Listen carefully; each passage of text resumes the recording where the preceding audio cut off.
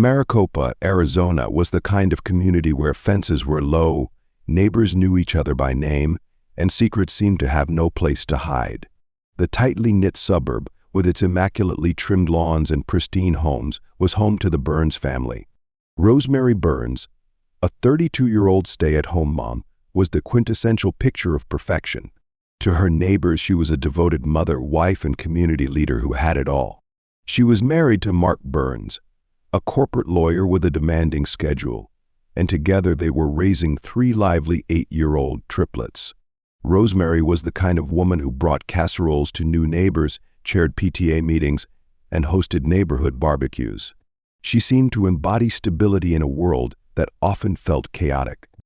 But perfection, as many would learn, was merely a facade. Behind the curtains of her pristine home, Rosemary battled a loneliness that seemed to consume her. Her husband's job demanded long hours, leaving her alone to care for their children and maintain the household. The void left by Mark's absence was palpable, and while Rosemary wore her smile like armor, cracks began to form. Loneliness crept into her life, insidious and unrelenting, until it reached a breaking point in 2018, when a relationship of mentorship evolved into something far more dangerous. Across the street lived Clarissa Monroe, a single mother raising her teenage daughter, Mandy Mitchell. Mandy, 18 years old, was a promising student, but often troubled, seeking guidance as she navigated the uncertainty of her transition into adulthood. Rosemary, always the helper, offered to mentor Mandy, acting as a second mother of sorts. The two began spending more time together, first over coffee chats in Rosemary's kitchen, then on long walks, and later, private moments away from prying eyes. What started as mentorship quickly escalated. Rosemary, desperate for connection, found herself drawn to Mandy in ways that were both thrilling and terrifying. Mandy, in turn, craved the attention and validation Rosemary offered. Their bond deepened over the months, evolving into a secret relationship, one that defied the norms of their conservative community and shattered the image of Rosemary's ideal life. While their affair burned bright, it was also inherently unstable, laced with jealousy, secrecy, and a growing possessiveness on both sides. Rosemary's home became the center of this storm. The same walls that echoed with the laughter of her children bore silent witness to the unraveling of her life. She grew increasingly detached from her husband and children, preoccupied with the intoxicating thrill of her relationship with Mandy. But as the months passed, the relationship grew toxic. Mandy, overwhelmed by the weight of secrecy and Rosemary's escalating demands, began to pull away. And Rosemary, desperate to maintain control, threatened to expose their affair if Mandy left her. By the summer of 2018, tensions between the two reached a boiling point. Mandy's mother, Clarissa, had begun to notice changes in her daughter's frequent absences, secretive behavior, and strained emotions. One evening, Clarissa confronted Rosemary, subtly accusing her of crossing boundaries with Mandy. Though Rosemary denied the implications, the tension between the women was undeniable. The once friendly neighbors now avoided eye contact across their perfectly manicured lawns. On the surface, life in Maricopa continued as usual. The Burns family attended community events, and Rosemary smiled her picture-perfect smile. But behind closed doors, the storm was brewing. Rosemary began recording their private moments on her phone, partly to hold on to the fleeting connection she had with Mandy and partly as leverage, should Mandy attempt to walk away for good. Then came the day that changed everything. It was September 5th, 2018, a sweltering afternoon in Maricopa. Mark Burns, exhausted from a long day at work, arrived home to find chaos. The front door was ajar, and the house, usually spotless, was in disarray. The living room showed signs of a struggle: furniture overturned, shattered glass littering the carpet, and a foreboding silence that hung heavy in the air. As Mark climbed the stairs to their bedroom, dread settled deep in his chest. Pushing the door open, he found the body of his wife sprawled on the floor. Rosemary lay lifeless, a pool of blood beneath her head and a gun still resting loosely in her hand. The scene was chaotic, with signs of a violent confrontation: broken lamps, ripped curtains, and a shattered picture frame that once held a smiling photo of their family. Mark dialed 911, his voice trembling as he described the scene to the operator. Within minutes, sirens filled the quiet neighborhood, and the police descended on the Burns home.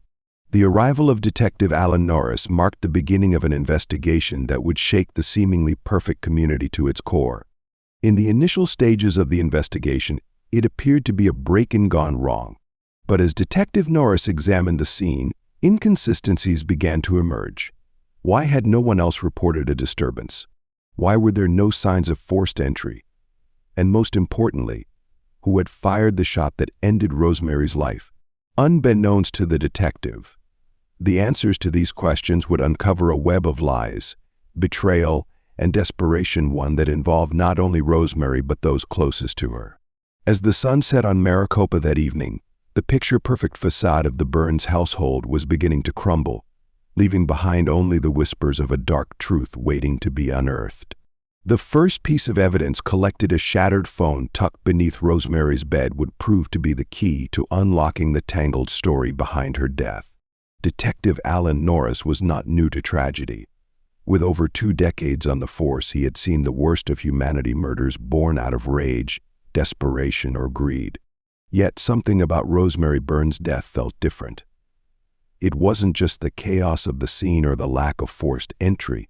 It was the undercurrent of unease that hung in the air. This wasn't a simple break-in.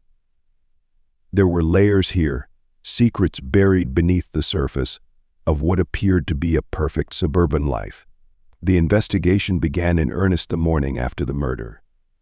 The Burns home had become a flurry of activity, forensics combing through every corner, reporters stationed outside, and neighbors whispering behind drawn curtains.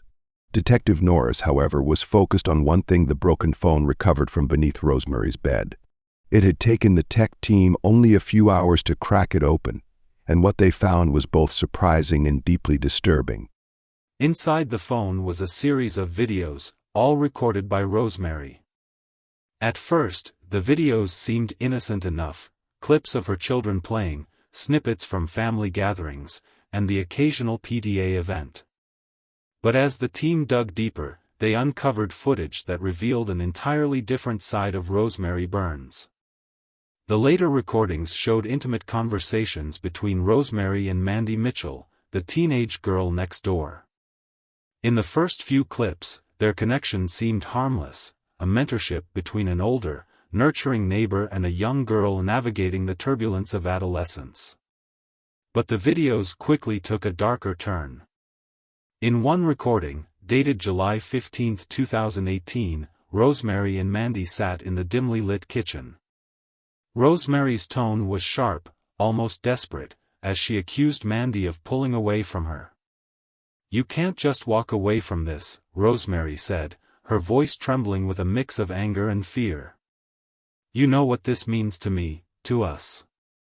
Mandy, visibly uncomfortable, tried to reason with her. "Rosemary, I can't keep doing this. It's not right, and I don't want to hurt anyone." The conversation ended abruptly when Mandy stormed out of the house, slamming the door behind her. As Detective Norris watched the video, it became clear that this was no ordinary mentorship. The relationship between Rosemary and Mandy had crossed boundaries that could ruin reputations, tear apart families, and, as it seemed now, end lives. The detective's first step was to call Mandy in for questioning. Mandy arrived at the station accompanied by her mother, Clarissa Monroe. The 18-year-old sat stiffly in the chair, her hands clenched tightly in her lap. Her mother, visibly protective, shot daggers at anyone who came near her daughter. "Tell me about your relationship with Rosemary Burns," Norris began, his tone neutral. Mandy hesitated, glancing nervously at her mother. "She was a mentor. Someone I talked to when I needed advice." "Advice about what?" Norris pressed. Mandy shifted in her seat. "School. My future. Things like that." The detective leaned forward, placing a photograph on the table. It was a still image from one of the videos, a frame that showed Rosemary holding Mandy's hand across the table, her expression intense. "Is this the kind of advice you're talking about?" he asked, his voice firm. Mandy's face turned pale. I don't know what you mean," she stammered. Clarissa, who had remained silent until now, interjected angrily. "You can't just throw accusations at her like this. My daughter had nothing to do with Rosemary's death." "Mrs. Monroe," Norris said calmly, "I'm not accusing anyone, yet. But your daughter was clearly very close to Rosemary, and I need to understand the nature of that relationship. Mandy, did you and Rosemary have an argument recently?" Mandy hesitated, her eyes welling up with tears. We didn't argue. She was upset with me, but I didn't hurt her. I swear." Norris noted the defensiveness in her tone. "Where were you on the night of September 5th? "I was at my friend Carla's house," Mandy said quickly. "We were studying for a history exam." The alibi seemed rehearsed, but Norris made a note to follow up with Carla. Mandy was clearly hiding something, but whether it was connected to the murder or just her relationship with Rosemary remained to be seen. As the interview concluded, Norris couldn't shake the feeling that Mandy was the key to unraveling the mystery of Rosemary's death. Meanwhile, Mark Burns, Rosemary's husband, was facing his own set of questions. The grieving widower had initially seemed cooperative, but his demeanor grew tense when the subject of Rosemary's personal life was broached. "Did you know your wife was having an affair?" Norris asked bluntly. Mark's jaw tightened. "No. Rosemary wasn't that kind of person." "We've found evidence that suggests otherwise," Norris said, sliding a still image of Rosemary and Mandy across the table. "Did you know she was involved with the girl next door?" Mark stared at the photograph, his face a mix of shock and anger. That's not possible. She would never. Not with a teenager." The detective watched him closely. "Did you and Rosemary argue about anything recently?" Mark sighed heavily, rubbing his temples. "We had problems, sure. My job kept me away a lot, and she felt neglected. But I would never hurt her. I loved my wife, despite everything." "Where were you on the night of her death?" "At work," Mark replied. "I have time-stamped logs from the office. You can check with my assistant." His alibi seemed airtight, but Norris couldn't ignore the possibility of Mark's involvement. Jealousy and betrayal had been motives in countless other cases he'd worked on. As the days passed, the investigation began to turn up more clues. Forensics confirmed that the gun used to kill Rosemary belonged to Mark Burns, but his fingerprints were nowhere on it. Instead, the weapon bore a single partial print, a match for Mandy Mitchell. When confronted with the evidence, Mandy broke down. "It wasn't supposed to happen like that," she cried. "What wasn't supposed to happen, Mandy?" Norris demanded. "She was going to tell everyone about us," Mandy sobbed. "I just wanted to scare her, to make her stop. But she grabbed the gun, and we fought, and it went off." The trial opened with the prosecution's dramatic recounting of the events leading to Rosemary's death. The prosecutor, David Locke, didn't pull any punches. The confession sent shockwaves through the community.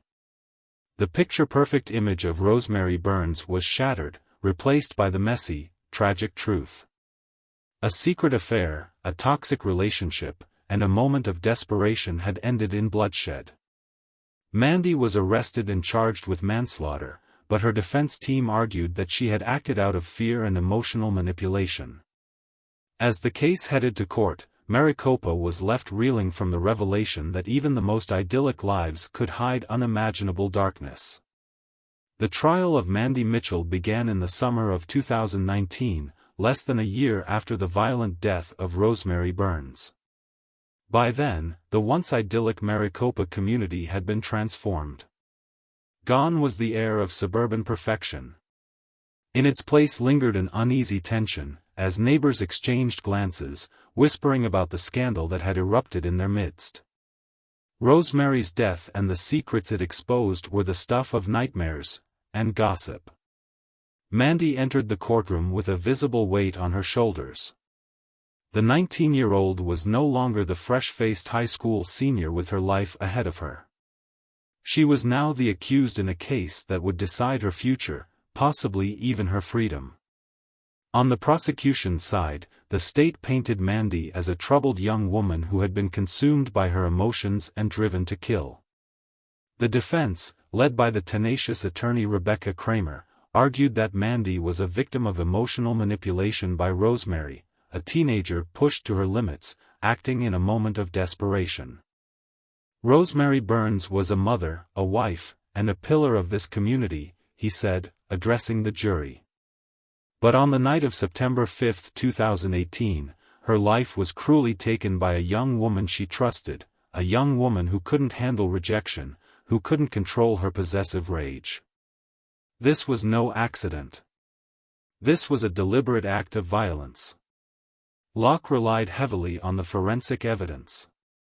The partial fingerprint on the gun tied directly to Mandy. The recordings found on Rosemary's phone were also presented, painting a picture of a relationship that had grown increasingly volatile. Clips were played in court, with Rosemary's voice echoing in the silent room. "You can't leave me, Mandy. I've given you everything, and you owe me. If you think I'm going to let you walk away, you're mistaken." The recordings were damning. They revealed Rosemary's obsessive and manipulative behavior, but they also showed Mandy's growing frustration, culminating in a heated argument just weeks before Rosemary's death. On cross-examination, Rebecca Kramer sought to reshape the narrative. She leaned into the recordings, arguing that they were evidence not of Mandy's guilt, but of her victimization. Rosemary Burns was not the saint the prosecution would have you believe, Kramer said. She was a woman in pain, yes, but she also wielded that pain as a weapon, using it to manipulate and control a vulnerable teenager. Mandy Mitchell was a scared young girl, trapped in a toxic relationship, desperate to escape. The turning point in the trial came when Detective Alan Norris took the stand. His investigation had been thorough, and under questioning from the prosecution, he outlined the physical evidence tying Mandy to the crime, the gun, the lack of forced entry, and the struggle in the bedroom. But when Kramer cross-examined him, she focused on the psychological context. "Detective Norris," she began, "would you say that the relationship between Rosemary Burns and Mandy Mitchell was unconventional?" Norris hesitated. It was certainly unusual, given their age difference and the secrecy involved. Unusual is putting it lightly, wouldn't you agree? Kramer pressed.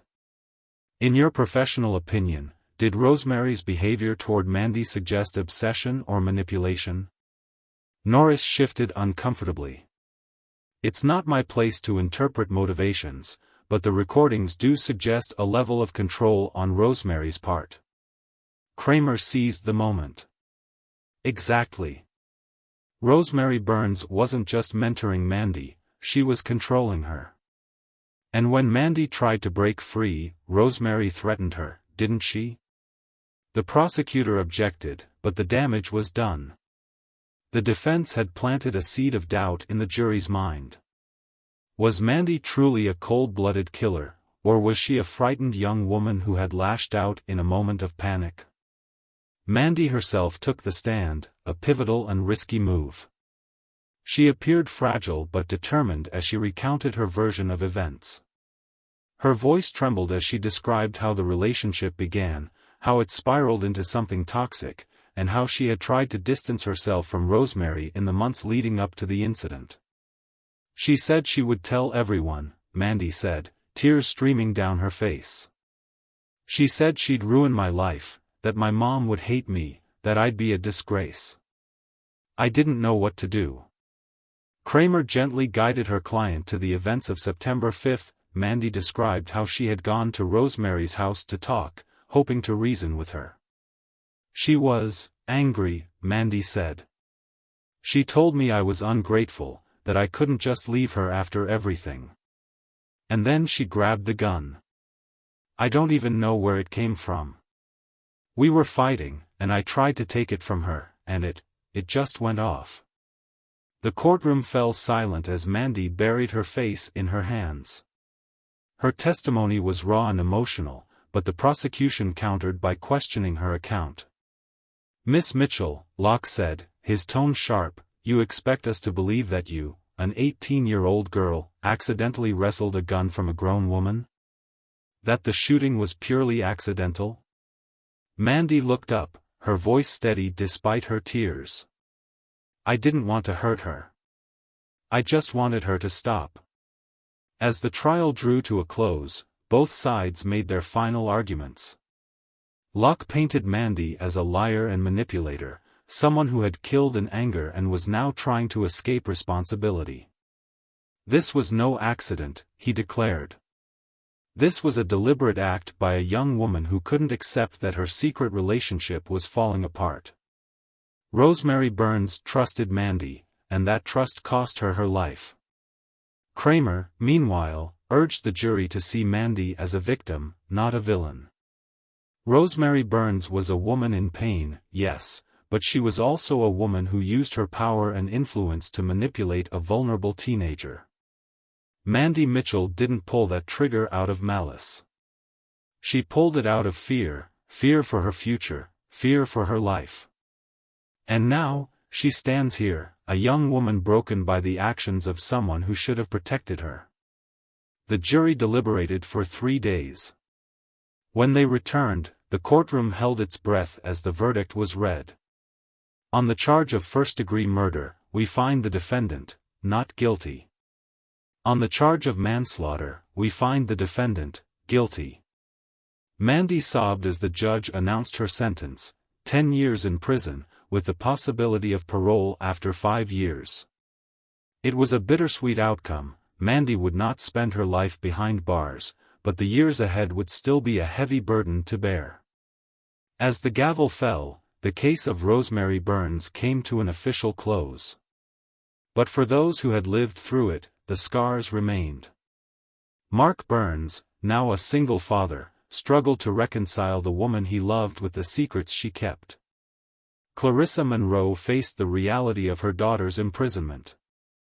And Mandy Mitchell, once a bright and promising young woman, was left to pick up the pieces of a life that had been shattered before it could truly begin. The trial may have ended, but the echoes of that fateful night would linger in Maricopa for years to come. The perfect facade of the community was forever cracked, a reminder that even in the brightest places, darkness can take root. The verdict was a turning point, but it was far from the end. Life in Maricopa, Arizona, now moved forward under a cloud of unease. Mandy Mitchell's conviction had closed one chapter of the tragedy, but it left behind questions that lingered like ghosts. For the people involved, the fallout from Rosemary Burns' death would ripple through their lives in ways they never anticipated. For Mark Burns, the months following the trial were an emotional battleground. The man who once prided himself on providing a stable, loving home for his family now faced a sobering reality. His marriage had been built on a foundation of secrets. Rosemary's affair and subsequent death left a chasm in Mark's heart, one that no amount of time or therapy seemed able to heal.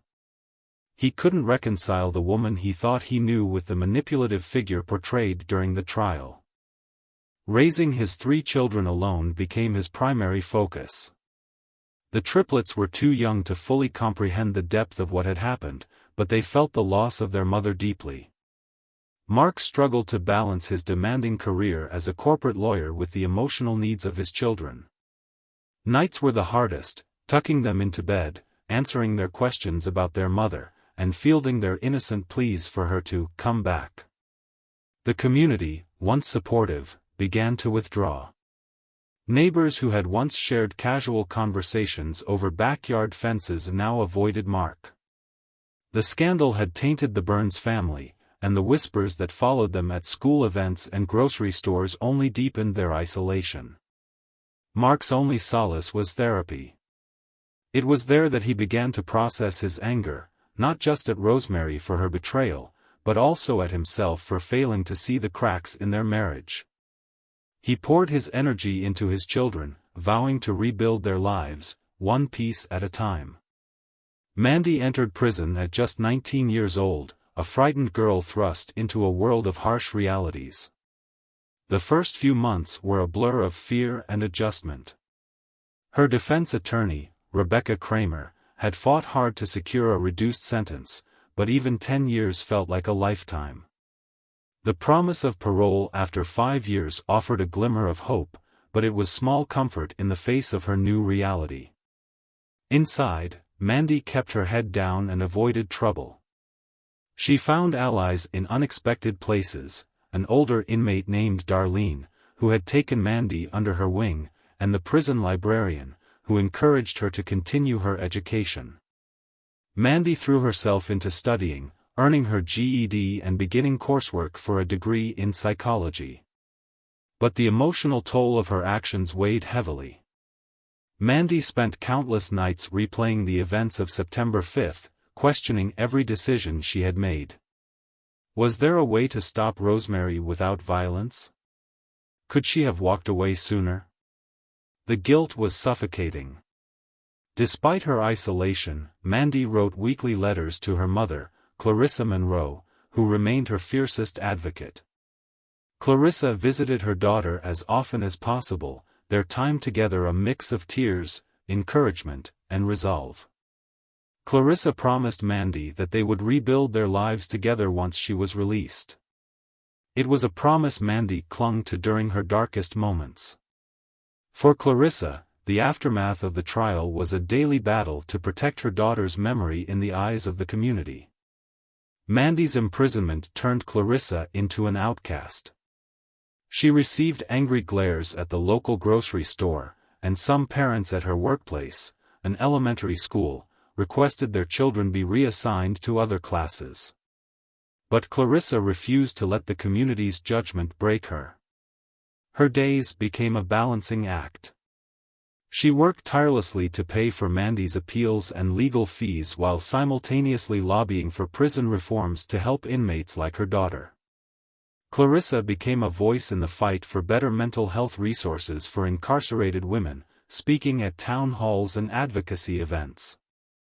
But Clarissa's relationship with her daughter wasn't without strain. There were moments of anger, sadness, and exhaustion that bubbled to the surface during their visits. Mandy often apologized for the pain she'd caused, but Clarissa always silenced her. "We're going to get through this," she'd say. One step at a time. Maricopa's perfect suburban image never recovered from the scandal.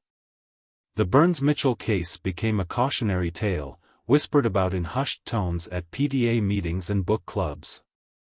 While some neighbors sympathized with Mandy, others saw her as a manipulative predator who had destroyed a family. Similarly, Rosemary's reputation was split. Some mourned her as a victim, while others judged her harshly for her affair with Mandy. The gossip didn't stop at the Burns and Mitchell families. Neighbors began questioning their own relationships, wondering what secrets might be hidden behind the walls of their pristine homes. The tragedy forced them to confront uncomfortable truths, that no community, no matter how picture-perfect, is immune to darkness. For Detective Alan Norris, the case was one he would never forget. After the trial, Norris reflected on the complexities of the investigation. It wasn't just about finding the killer, it was about understanding the tangled relationships that led to Rosemary's death. Norris couldn't shake the image of Mandy on the stand, her tearful confession of fear and desperation. It wasn't an excuse, but it offered a window into the chaos that had unfolded behind closed doors. The case left Norris with lingering doubts. Did justice truly prevail? Was Rosemary the villain, or was she a victim of her own pain? And what of Mandy, Was she simply a scared teenager pushed too far, or was there a darker side to her that the jury hadn't seen? These questions haunted Norris as he returned to his work, tackling new cases while the shadow of Maricopa's darkest hour loomed in the background. By 2024, much had changed. Mandy Mitchell was released on parole after serving 5 years of her sentence. She emerged from prison a quieter, more reflective version of herself. Her time behind bars had given her perspective, but it had also hardened her in ways she didn't yet fully understand. Her mother, Clarissa, was there to greet her on the day of her release. Their embrace was long and filled with tears. Mandy vowed to rebuild her life, though she knew it wouldn't be easy. She found a small apartment in a neighboring town, far from Maricopa, and began working at a nonprofit that helped at-risk youth. Her experience had left her determined to prevent others from falling into the same traps she had. Mark Burns, too, had moved forward. His children, now teenagers, were thriving in their new lives. Mark had relocated to Phoenix, leaving Maricopa and its ghosts behind. While he would never fully forgive Rosemary's betrayal, he chose to focus on the good memories of their life together, for his children's sake, if not his own. As for the town of Maricopa, it returned to a fragile semblance of normalcy. New families moved in, unaware of the dark history that had unfolded there. But for those who had lived through it, the memory of Rosemary Burns' death and the secrets it unearthed would forever be etched into their minds. The case of Rosemary Burns wasn't just a tragedy. It was a reminder of the darkness that can hide behind even the brightest facades, and the devastating consequences of secrets left to fester. For everyone involved, it was a lesson learned too late, that the truth, no matter how painful, must always come to light.